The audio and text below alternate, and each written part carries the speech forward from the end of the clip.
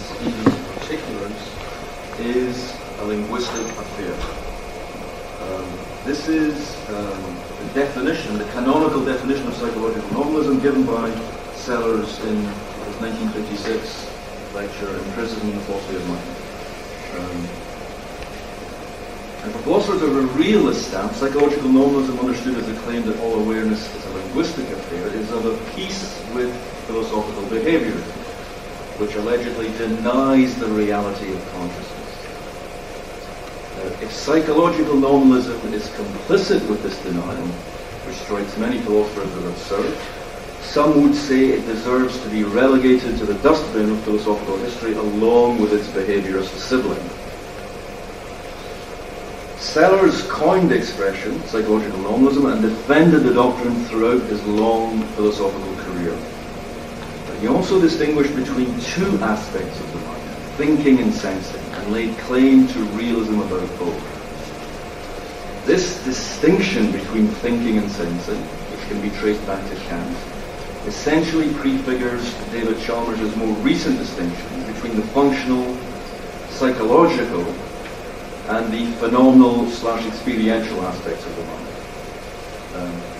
The crucial difference, however, is that while Chalmers endows phenomenal experiential states with a cognitive authority, equal to, if not greater than that of functional psychological states, Sellars reserves cognition for functionally characterized thinking alone. And I'll try to explain what that means in the course of the talk.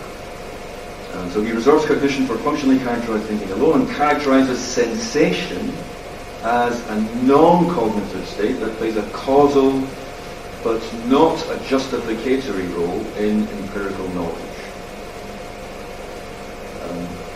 But one of the things I'd like to argue for tonight is that Sellars cannot be accused of downplaying the significance of the phenomenal or experiential aspects of the mind.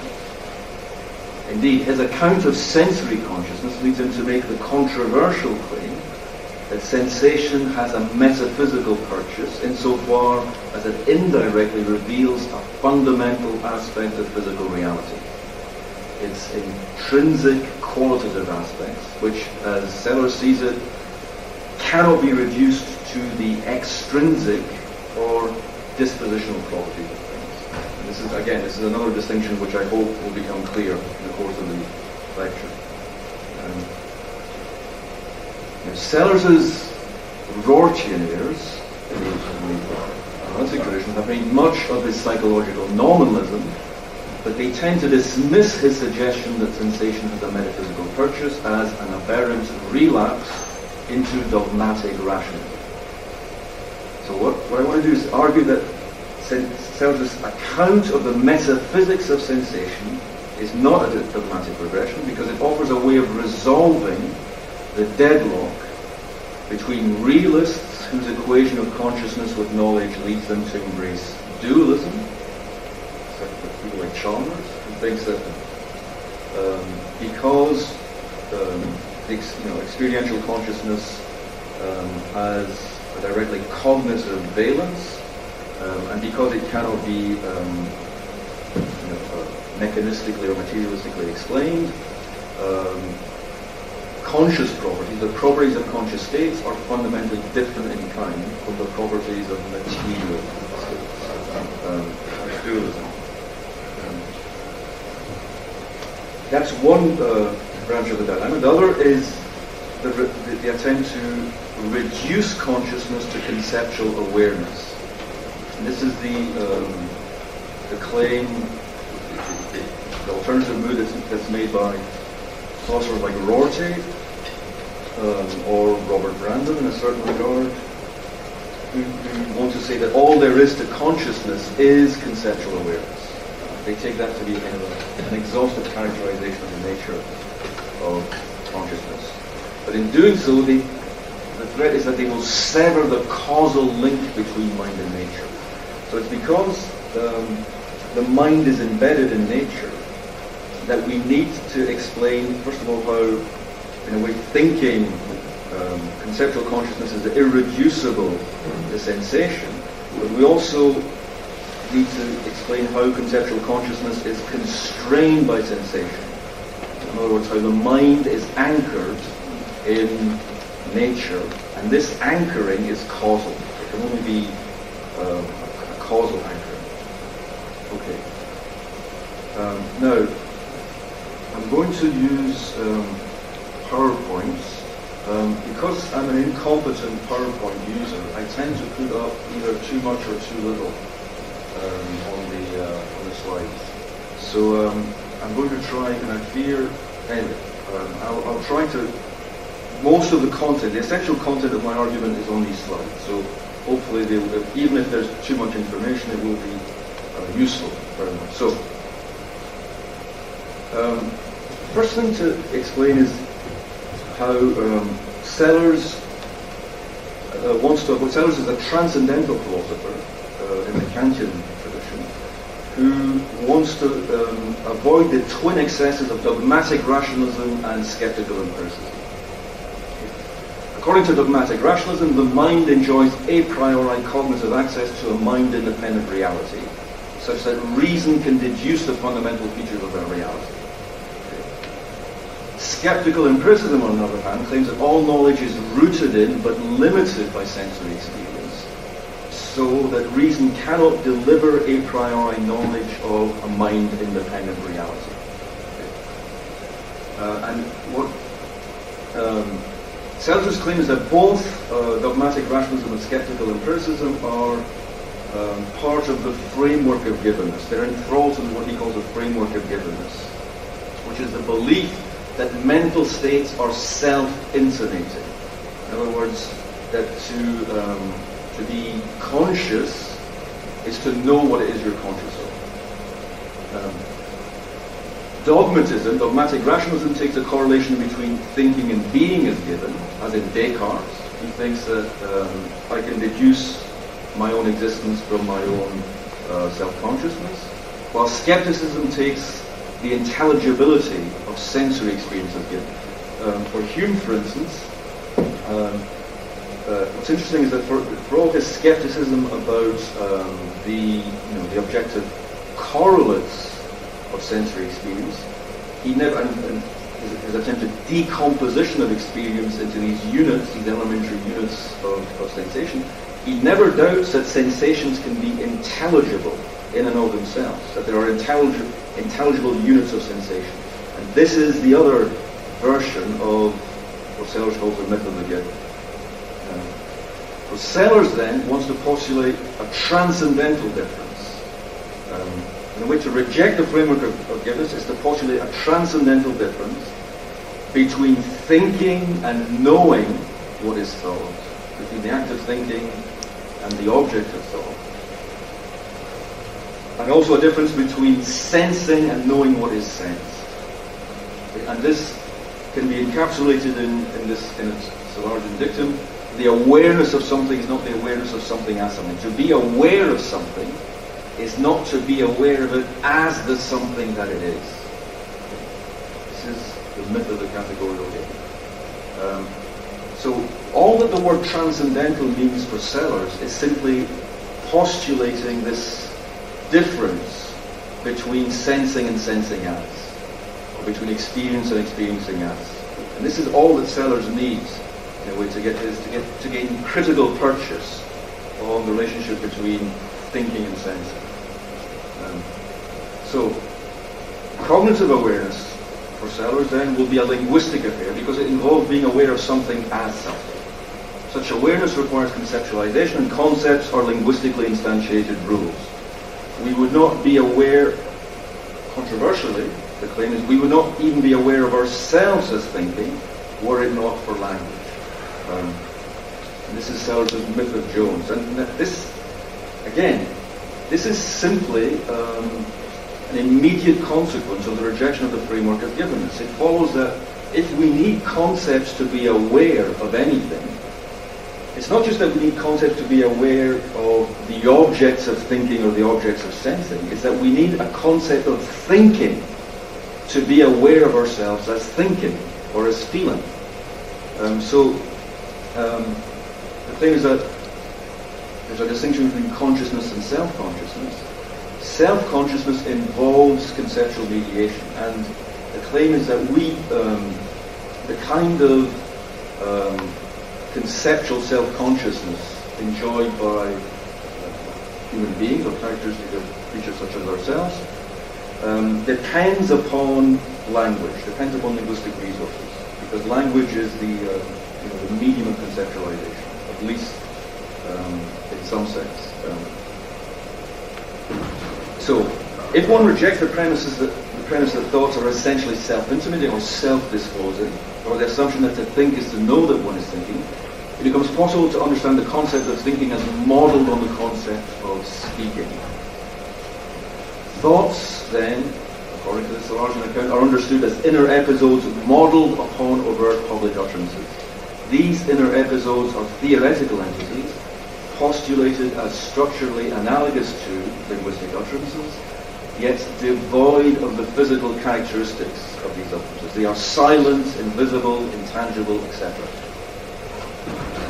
And in this regard, then, thoughts are akin to theoretical unobservables. Okay? And this is the famous analogy between the postulation that learning to explain the behavior of a sentient organisms in terms of beliefs and desires, or thoughts and sensations, is akin to postulating the behavior of gases in terms of imperceptible molecules.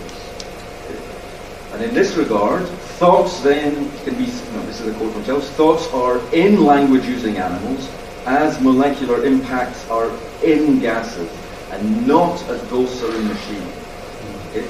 Empirical observables are identified with the theoretical observables, without the former being the overt manifestation of the latter's covert existence. If you say that water is H2O, you're not saying that water is the manifestation of H2O. It's an identification. Okay? You're saying that water is H2O. H2O is the microphysical structure of this macrophysical phenomenon. And that is not like saying that the mind is this substance that inhabits the body. Okay? So it's very important then not to conflate the dualism of observational vocabulary and theoretical vocabulary with the dualism of inner and outer. And it's this dualism, the dualism of observable and unobservable, or postulated, is not the dualism of outer and inner. Okay? You don't say that H2O is in water. That claim makes no logical sense. The claim is that water is H2O, and that it's the distinction between the macrophysical and microphysical is not one of spatial containment. If you understand, this is the key to understanding psychological norms. So, linguistic utterance then is not the exteriorization of thought, and thought is not the interiorization of utterance. Utterance itself becomes a thinking out loud, just as thinking becomes a silent saying. But theoretical terms acquire an observational role through which they can be used in perceptual reports. So we learn to perceive each other and ourselves as thinking, or believing, or hoping, or fearing, etc., etc. Now, Sellars' claim is not that thinking depends upon language. This is a metaphysical misinterpretation of psychological norms. The Rylians in Sellars' account, the creatures who initially who think but don't yet have the concept of thinking, who are conscious but not yet self-conscious, they're still thinking, but they just don't understand or conceive of themselves as thinking beings. What they need is a theory, or they need a kind of a vocabulary to be able to, in a way, perceive themselves as thinking. So they don't think of themselves as thinking until Jones, genius Jones, in Sellars' account, provides them with a concept of what it is to think. Because it's not at all obvious what it is to think. The concept of thinking is the least self-evident concept there is. You don't just tell whether or not something is thinking. It can't simply be, it's an abstract theoretical concept. This is Sellars' whole point. By embracing Jones's theory of thoughts as inner episodes of saying, the Ryleans acquire the concept of thinking as what underlies meaningful utterance. They become aware of themselves as thinking. Once this move has been made, you can give the intentionality of thought is understood to be modeled on the intentionality of language. The concept of meaning to say, of intending, meaning something when one speaks.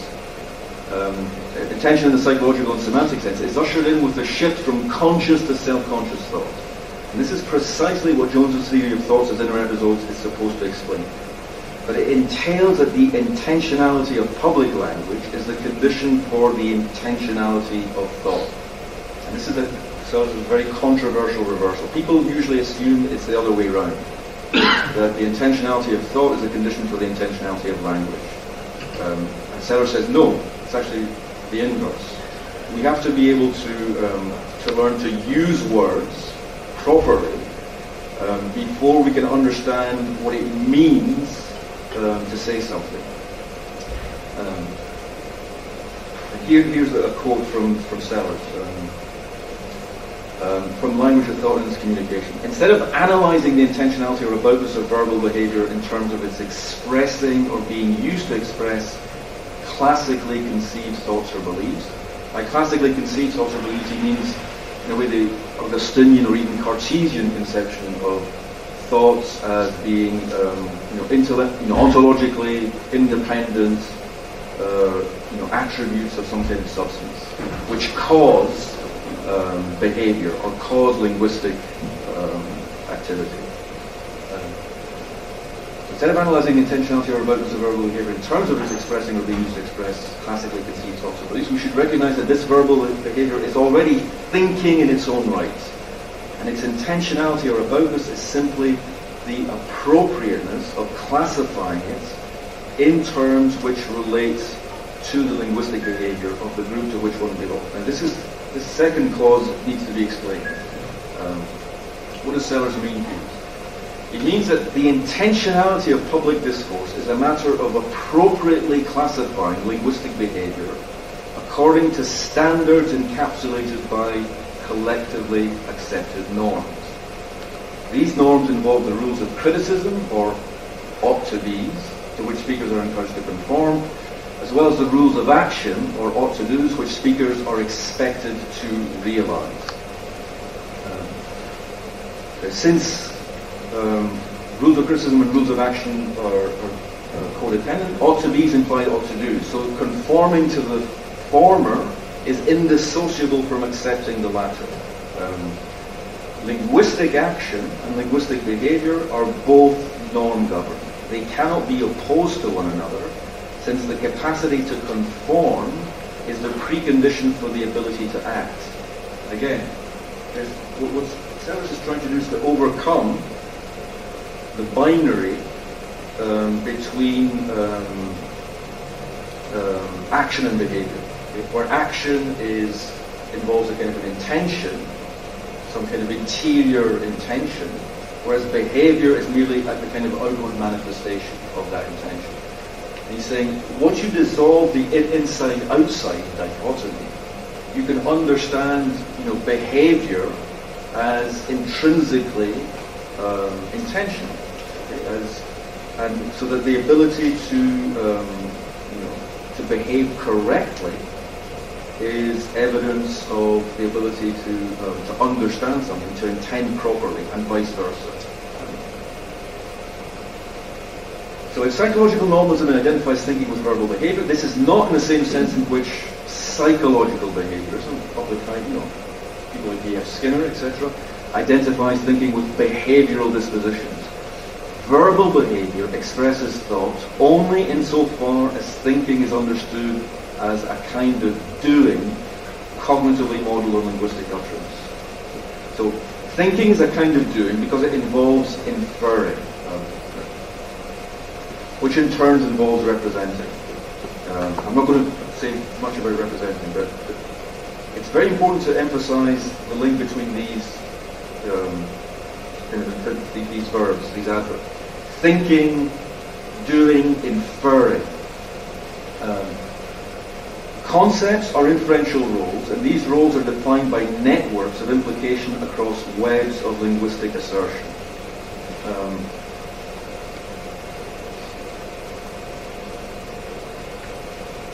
To say that intentionality is the appropriateness of classifying a linguistic expression relative to the behavior of a linguistic community is to say that intentionality is a functional characteristic. So, because thinking is a kind of doing, the intention, in a way which is realized in thinking, has a function.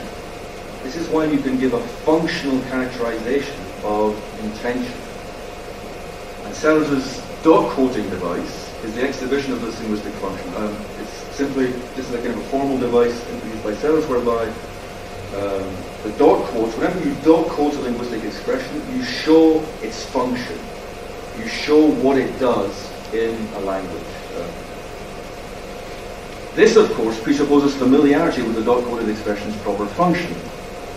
And this familiarity is the background of tacit understanding against which the exhibition of the meaning of particular expressions can stand out as an instance of explicit understanding.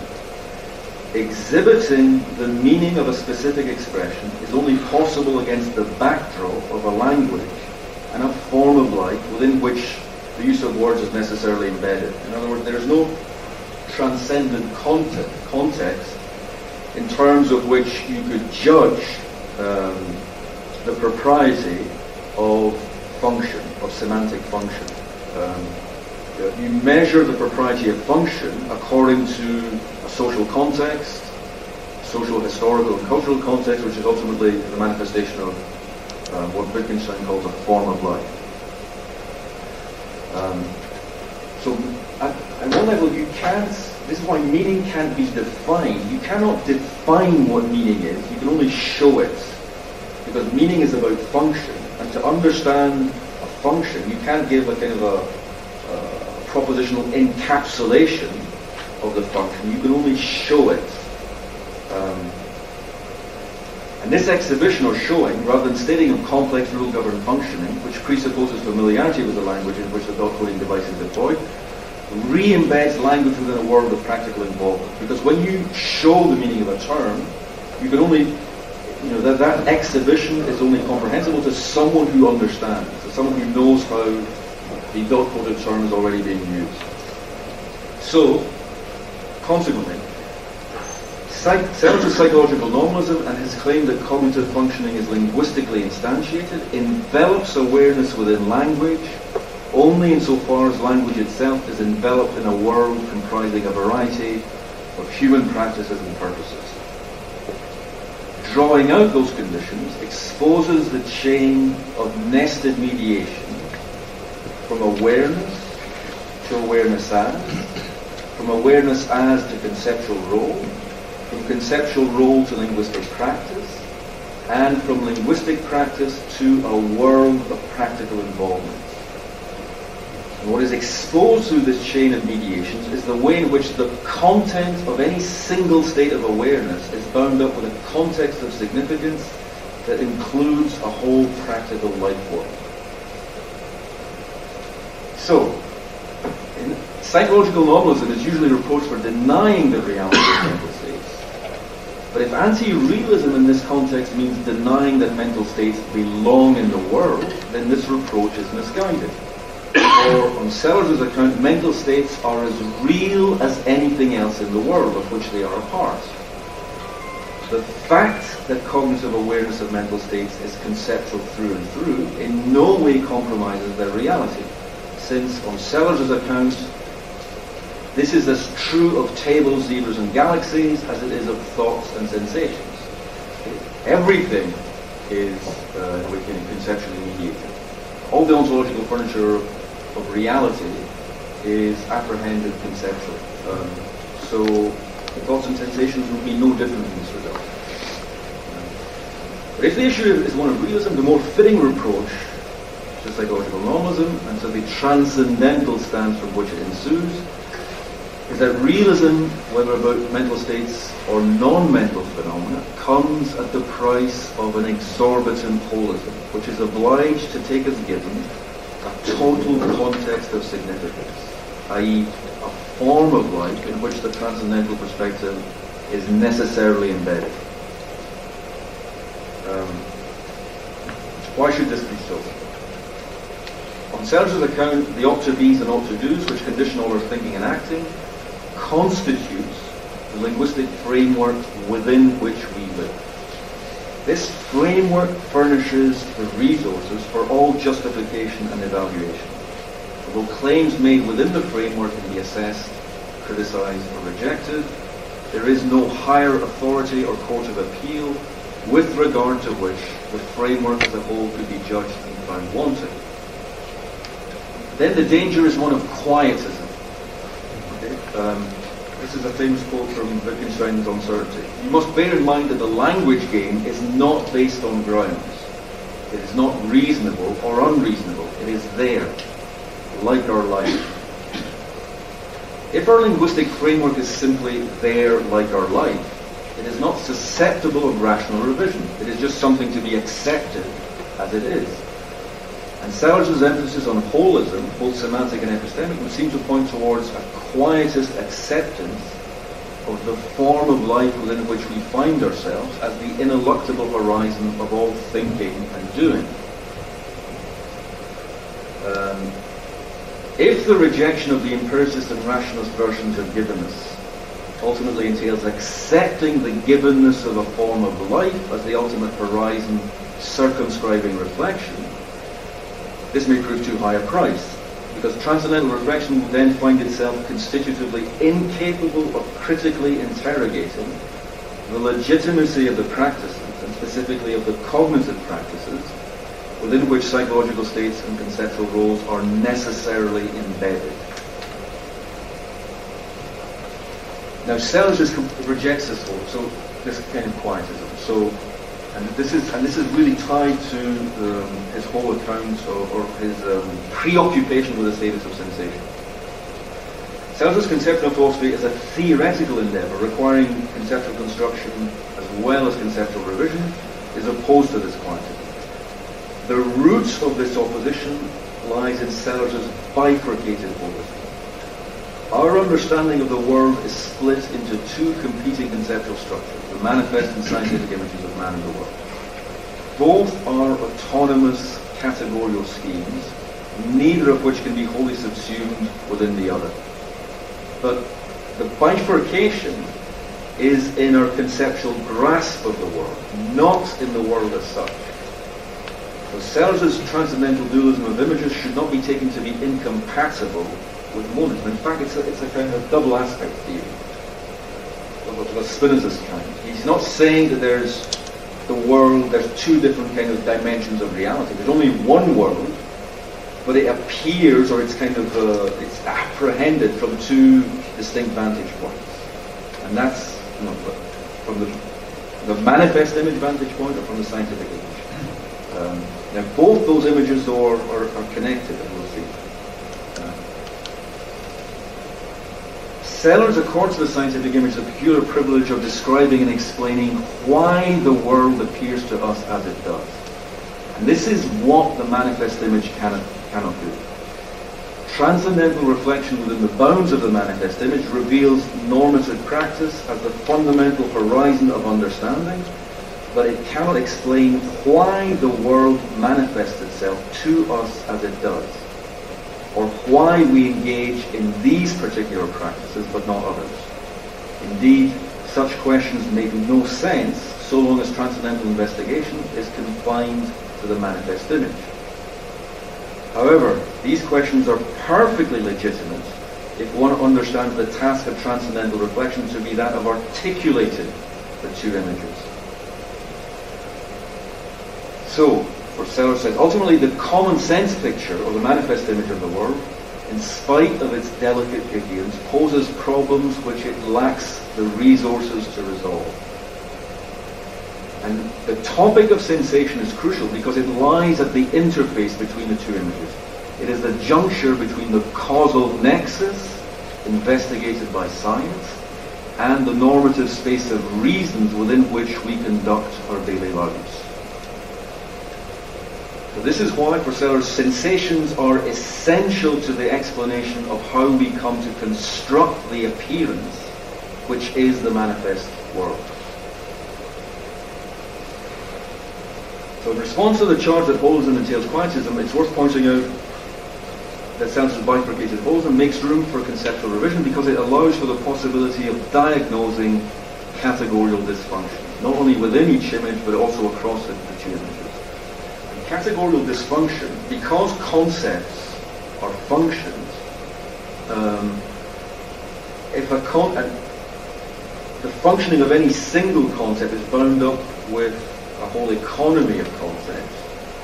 So if a concept is malfunctioning, that malfunction will ramify across the whole structure. And in fact, there are in a way, the symptoms of categorical dysfunction are simply philosophical perplexity. That's why philosophy, in a way, tracks categorical dysfunction. So, Sellars' controversial proposal for a metaphysics of pure processes exemplifies its critical or constructive conception of philosophy because it's motivated by concern over the malfunctioning of the category of sensation, and not by dogmatic deference towards the epistemic authority of causal, as his argument has been misunderstood as the latter. Since thoughts can be characterized in terms of their functional roles, Sellars insists that, quote, there is no barrier in principle to the identification of conceptual thinking with neurophysiological process. So the conceptual role of, let's say, red rectangular as a conceptual predicate is identified through dot quoting at the metalinguistic circle, dot quote, red rectangular, undot quote. And this linguistic function is, at least in principle, identifiable with a set of physical states in which its particular tokenings are realized. But although a sensation can be functionally characterized as a sensing red triangle, Sellars adopts what he calls an adverbial theory of sensation, so that the sensation of a red triangle is actually a sensing red triangular red. And that way you remove the idea that there has to be some kind of object of sensation. Sensation is not object involved, but it has an intentionality. It's about something. What it's about is not some kind of thing, some peculiar item in the world, such as a sense datum. The difficulty about sensing red triangular is that it cannot be identified with its functional role.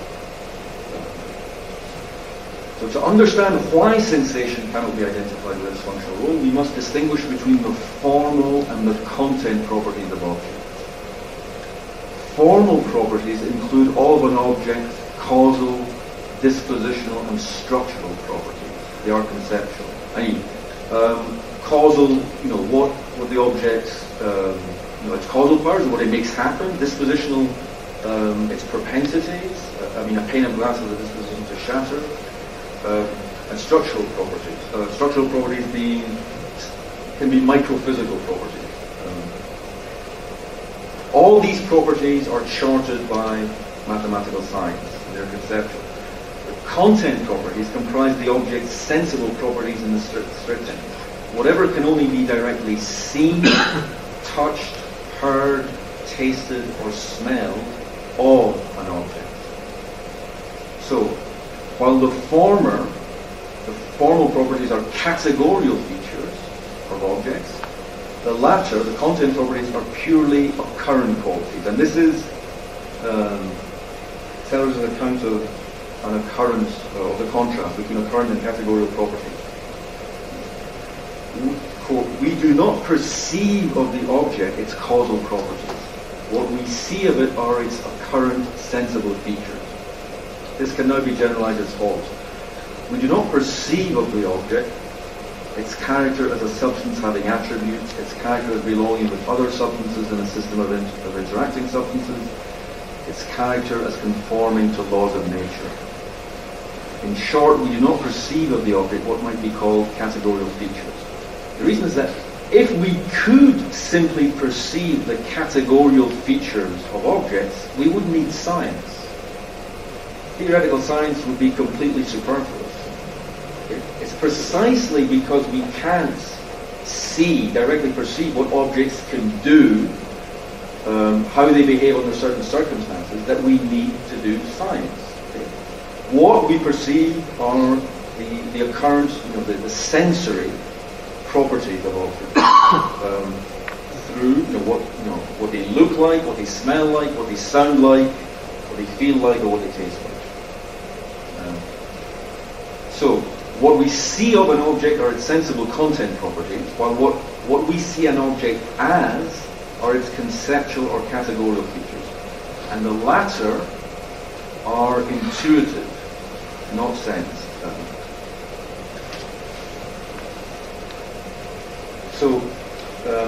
Now this is a lengthy quote from Sellars, but it's important because in a way it kind of amplifies this distinction, and it's why Sellars thinks an account of the world merely in terms of causal, dispositional, or structural properties is going to be unsatisfactory. And this is where Sellars' account rejoins the concerns of metaphysicians such as Alfred North Whitehead. So, this is Sellars. It should be noted that if physical objects are genuine individuals, they can scarcely have only iffy properties, i.e. if and only if properties, causal or dispositional properties. The kinds of properties that are formulated in physical laws, for instance. Iffy properties, powers, propensities, dispositional properties, and the like. They must have some non-dispositional or recurrent attributes. But nor, as Whitehead reminds us, will it do to limit their recurrent attributes to such primary qualities as shape and size. For, to use an Aristotelian turn of phrase, geometrical qualities are formal qualities and presuppose a content or a matter, thus colour. Things which had primary qualities without content qualities would have vacuous actuality. This is Whitehead's expression. That Whitehead construed the occurrent content of physical objects in terms of feeling rather than colour is a symptom of the revisionary character of his metaphysics. Now, you should try to understand what's going on in this quote. Whitehead construes occurrent content in terms of feeling because he is a pan-experientialist, for whom, or panpsychist, for whom actuality divorced from subjectivity is necessarily vacuous. In other words, actuality, the actuality of any property or feature must be registered in a subject. There has to be a subject of sensation, of occurrent sensation. And a vacuous actuality in Whitehead's sense is a non-subjective actuality, an unperceived actuality wholly independent of subjective experience. So at the root of Whitehead's pan-experientialism lies a conflation of sensing with perceiving, or of awareness with awareness as. Sellars is too Kantian to accept Whitehead's revisionary recategorization of occurrent physical content as an instance of feeling. He endorses the traditional characterization of the metaphysical task as the identification of ultimate categories understood as summa genera. Categories in general, says Sellars, are classifications of conceptual goals. So what does this mean? It means that the metaphysical task is to properly classify, to identify what categories do, what role they play in our understanding and describing of reality. So like Kant, Sellars views categories as ways of classifying conceptual representings rather than as the attributes of unrepresented things. He removes, Aristotle thought that categories were in things, and Kant replaces categories in us, not in things. The categories, the pure concepts of the understanding, according to Kant, are in us, and they're the condition of possibility for our experiencing things as being thus and so. Thus, Sellars insists that metaphysics must accurately describe our extant categorical framework, i.e. our extant ways of representing things, before engaging in the revisionary task of postulating new categories or recategorizing entities. So from the viewpoint of descriptive metaphysics, which Sellars endorses, the category of actuality is not subordinate to the category of subjectivity as species to genus. They are distinct genera. Something can be actual without being experienced. Why would you claim that something's actuality depends upon its being experienced? That's the premise of the pan-experiential, which is a peculiar premise, which is unnecessary for Sellars things. A current actuality manifests itself to us through sensation, and sensations are current states of perceiving subjects, but they need to be conceptually apperceived, i.e. represented to be known by the subject whose states they are. So, now we come to Sellars' so-called grain argument. So, although current sensations are revealed, although current contents are revealed through sensation, sensation reveals to us the occurrent contents, the content properties of things. Sensation itself is not the cognitive awareness of occurring contents. And this is what prevents Sellars from embracing Whitehead's pan-experientialism, as well as the kind of property dualism championed by Chalmers and others. It's also why Sellars' so-called grain argument for the irreducibility of content qualities is not phenomenological, or at least not as that term is used by analytical philosophers. Sellars' grain argument proceeds from what he calls the principle of reducibility, which Sellars formulates as follows. If an object is in a strict sense a system of objects, then every property of the object must consist in the fact that its constituents have such and such qualities and stand in such and such relations, or roughly, every property of a system of objects consists of properties of and relations between its constituents. So the properties of a whole can be reduced to its parts if and only if all the properties of the whole can be explained in terms of properties and relations over its constituents. This seems relatively uncontroversial. But it presents a problem for giving a reductive account of sensation. Because sensations, according to Sellars, are characterized by ultimate homogeneity. This is another quote. This is Sellars' famous pink ice cube. The reason it's a pink ice cube is because he was a devotee of martinis and spent a lot of his life looking through martini glasses. So that's why the pink ice cube is the example.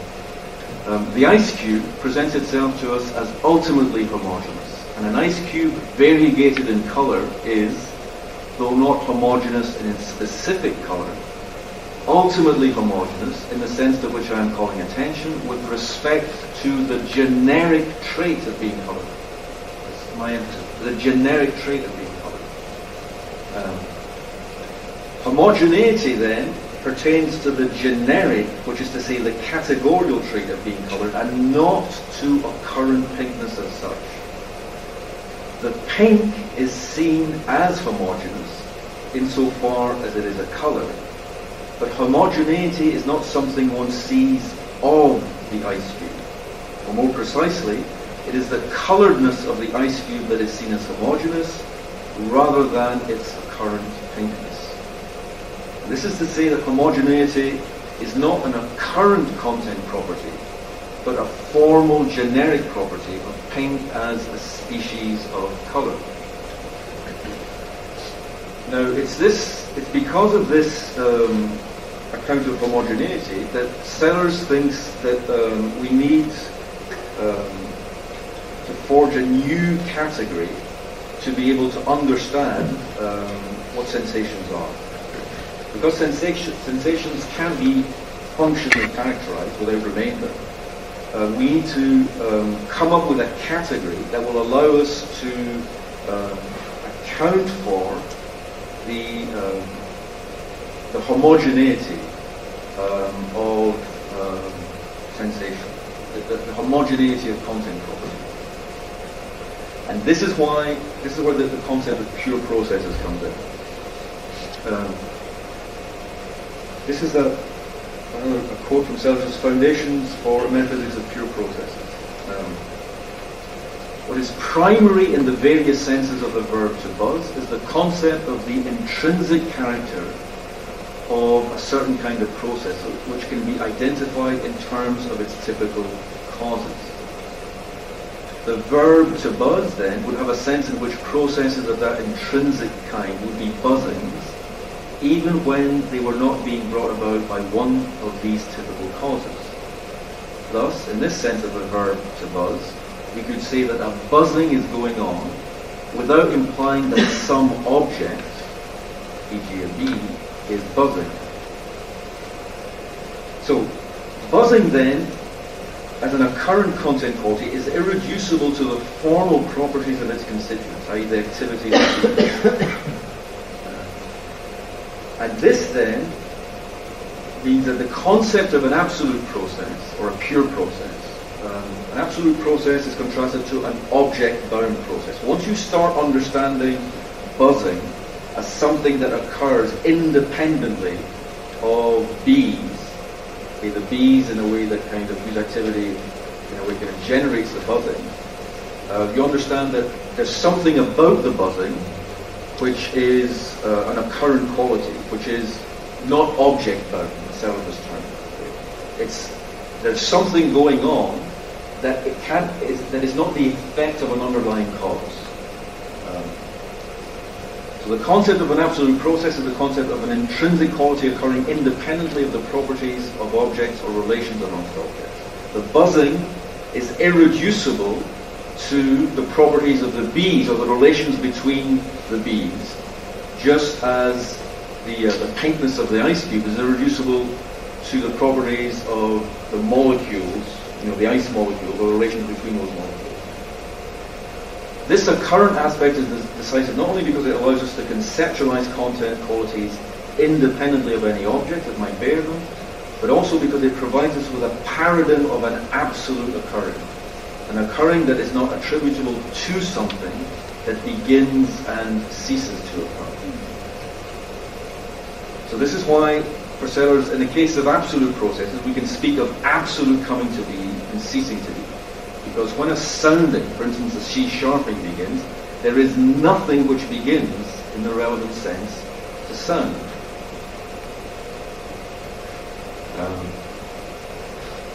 So in Sellars, by the same token, it's not, although we talk about bees buzzing, the buzzing itself, strictly speaking, can be understood to be going on independently of anything that the bees are doing. There are three then basic characteristics of absolute process. Intrinsicality. An absolute process is characterized by an intrinsic quality, a somehowness. Okay. The somehowness is like is the pinkness of the pink ice, the very pinkness of the pink ice cube in the case of color. It's the very, the buzzing, the very buzzingness of the buzzing in the case of, for example, the bees. That's the intrinsicality. It's an intrinsic quality. Occurrentness, the fact that this is it's a kind of a pure actuality. And finally, homogeneity. So, what Sellars then does is postulate what he calls sensa as theoretical entities which occur as the components of absolute processes traversing the nervous systems of sentient organisms without all absolute processes involving senses. So the claim is this, is that sensations can play the causal role that they play in causing certain states of awareness because they involve current content qualities which have an autonomous and independent ontological status. These current content qualities can't be attributed or explained in terms of the microphysical components of sentient organisms. Okay? In other words, no matter how hard you look, you will never find anything corresponding to the intrinsic, the quality of the sensation in the nervous system of the organism that is experiencing that sensation. The sensor then, the sensum, singular, the sensor plural, is the theoretical state, the thing that is being registered by the organism. Now, sensa are components of absolute processes, but not all absolute processes are sensing, involve sensing.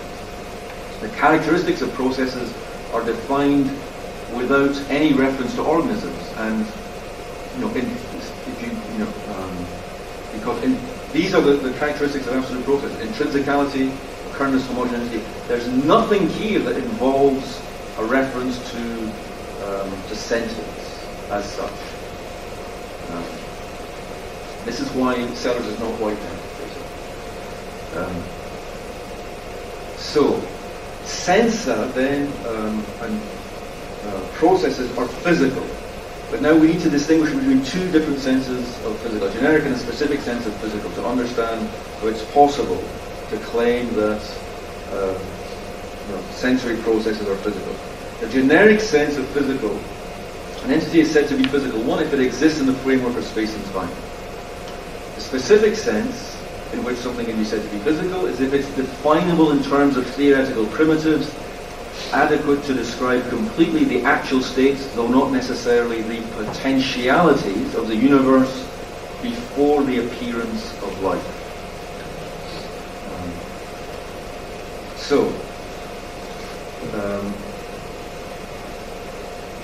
What needs to be understood is the relationship then between sensings and processes. Okay? And here's another kind of quite lengthy quote, which I'll try to unpack. This is Sellars again. Whereas the objects of contemporary neurophysiological theory are taken to consist of neurons, which consist of molecules, which consist of quarks, all of which are physical to objects, specifically physical objects.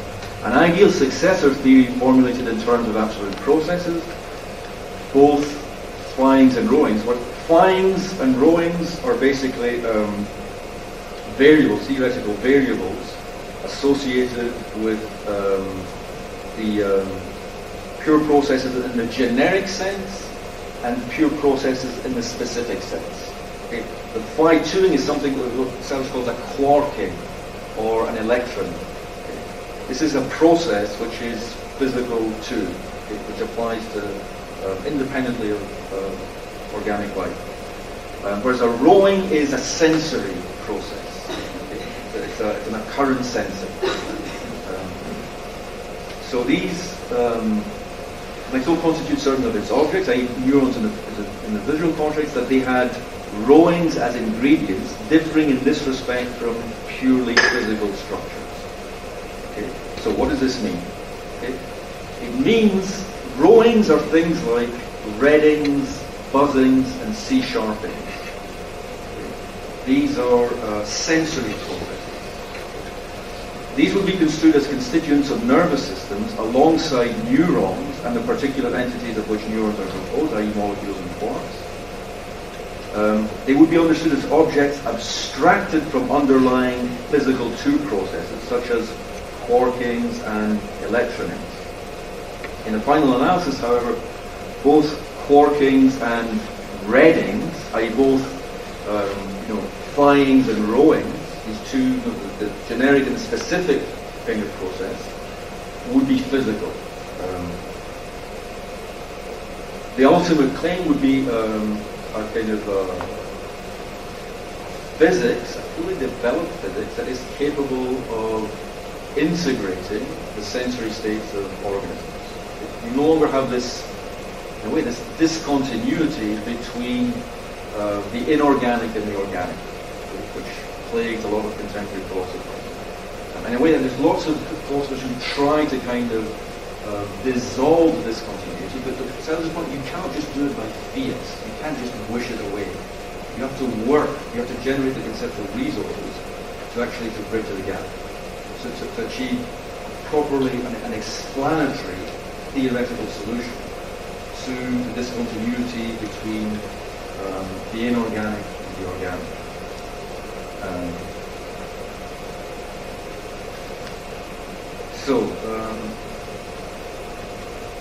If homogeneity is a structural categorical feature of a current sensation, it need not be attributable to the organism's component parts to be explicable in terms of their properties and relations.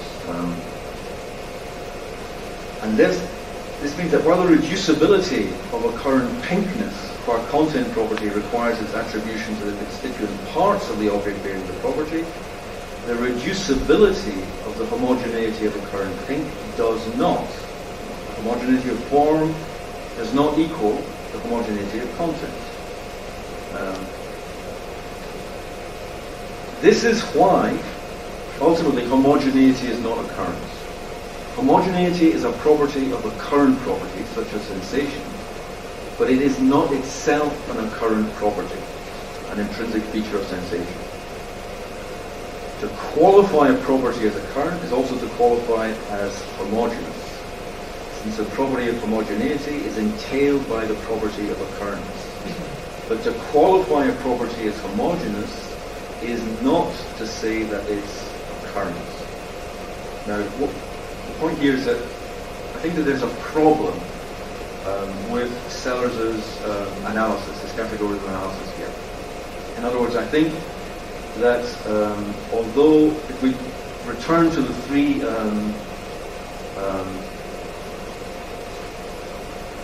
basic characteristics of processes, intrinsicality, occurrence, and homogeneity, Sellars has made a plausible case for the intrinsicality and occurrentness as fundamental characteristics of processes, but not of homogeneity. So I think this is the limitation of his analysis. And this is important because the argument works on the basis of diagnosing a categorical dysfunction. So again, Sellars has been misinterpreted, I think, as someone who is whose motivation for this metaphysics of pure processes is an unwillingness, is simply a kind of table pounding about the undeniable reality of sensory consciousness. But that's not the structure of his argument at all. I think that his argument, he wants to be able to account for the phenomenon of sensation for explanatory reasons, because sensation is what ties us to the world. It's what ties us to the world. And it's also because he thinks that the world must have content as well as form. You cannot just think, you can't have this dualism of form and content, where mathematical science tracks the form of reality without being able to account for its content. The content remains as something I do not want. So he wants to be able to integrate form and content, and to be able to, he wants science to have traction upon the content of reality. And I think his account is immensely attractive and plausible, but I think it falters at the level of his analysis of homogeneity. I think I'll stop. Okay.